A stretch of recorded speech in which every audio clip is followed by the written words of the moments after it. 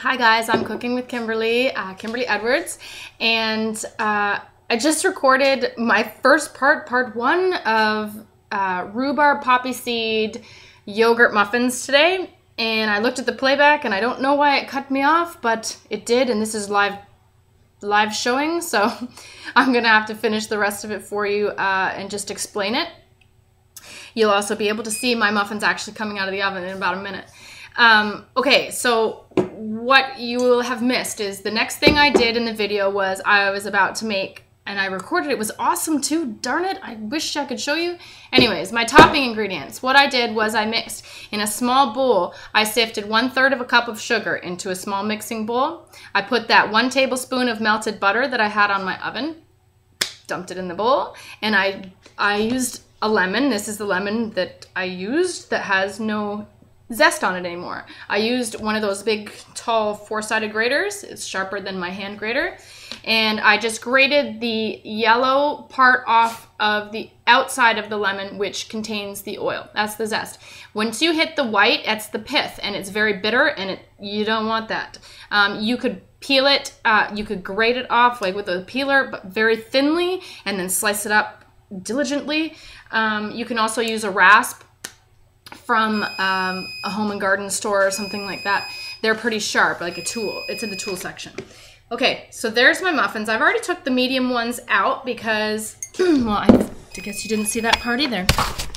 Okay, so once I did that, I mixed up that topping. Hold on. Let's see what these look like, okay? And I'll explain the rest.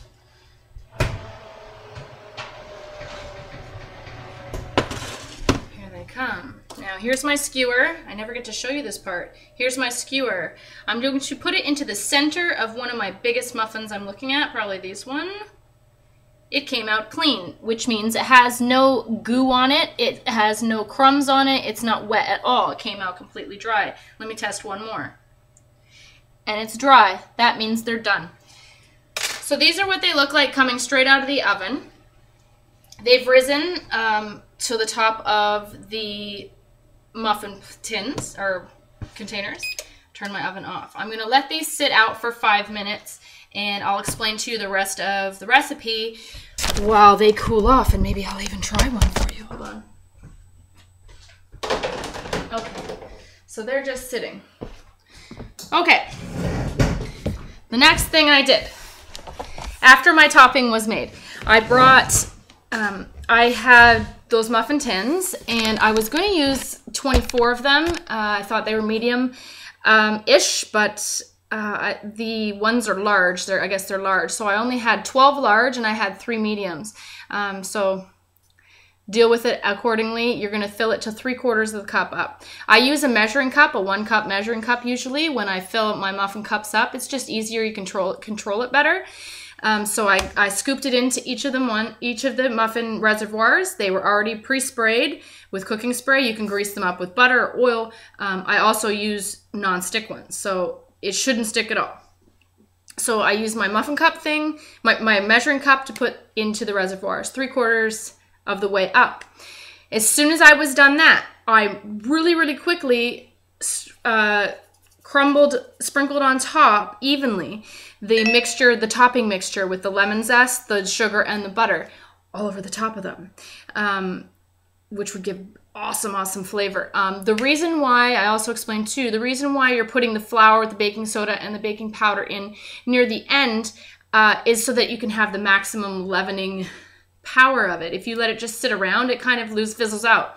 So you don't want to mix it up and let it sit and whatever. So I put it in right at the end, and that's why I did that. And it was on 400 for about 15 minutes for the medium-sized ones, and about 19 minutes for the large ones. It just depends on your atmosphere there, where you live, and what your ingredients are like that day. So just keep watching them. You want them to be golden brown on top. You want to do the skewer test, dip it in, and make sure that there's no gooey, yucky stuff coming out with it. If not, just put it in for another 2 minutes, keep watch on it, repeat the skewer test. I would just eat these by themselves. They're going to be awesome as a snack or as a dessert or as, I don't know, on the go. Give it to someone as a present. They're going to be awesome. All right, let's see what we can do about trying to get one out of here. I'm gonna grab myself a plate, hold on.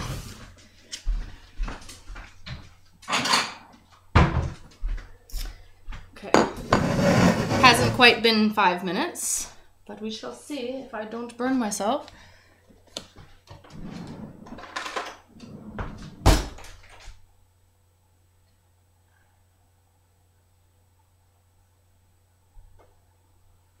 Oh, they're hot as heck.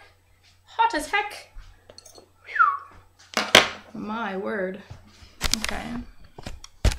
So this is what I have going on here. This is delicious. You could probably even do like a cream if you wanted to. It's not going to be quite healthy at all. You could drizzle it with some cream sauce, I think. That would be nice. Anyways, this is way too hot to eat. I can't even lie. I'll try and crumble off some of the edges. At least I'll get some of the top. The topping is belligerent. It is so good. Oh, that lemon.